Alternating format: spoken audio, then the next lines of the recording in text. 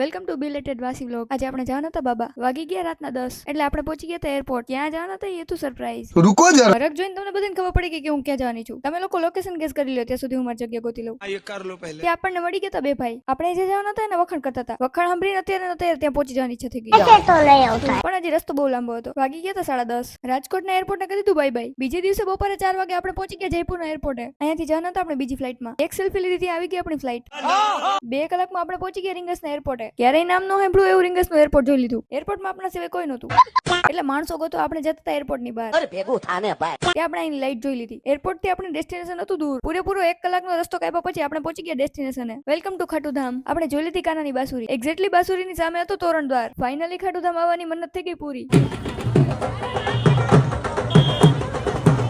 દ્વાર ઉપર લગાવેલા હતા ખાટુ બાબાના અલગ અલગ પોસ્ટર। આવા નજારા જોઈને દિલ ગાર્ડન થઈ ગયું। રાતે આવો નજારો છે, દિવસના કેવો નજારો હોય છે।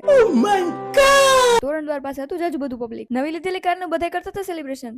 સીડી ઉપર કેવી રીતે ચડવું એવો વિચાર કરતા કરતા આપણે જતા હતા તોરણ દ્વાર પાસે। આપણને થતું હતું લેટ એટલે આપણે જતા હતા હોટલ બાજુ। ખાટુ નગરીની શેરીમાં દીસુ ચલાવતી હતી ગાડી। वाह क्या सीन है। રસ્તામાં દેખાઈ ગયા આપણને જાજા બધા નિશાન। ક્યારેય નો જોયો એવા નજારા જોતા જોતા આપણે જઈએ હોટલ બાજુ। એટલે આપણે રસ્તો ગોતી લઈ। મળીએ નેક્સ્ટ વ્લોગમાં, ત્યાં સુધી તમે લોકો ફોલો કરતા હો।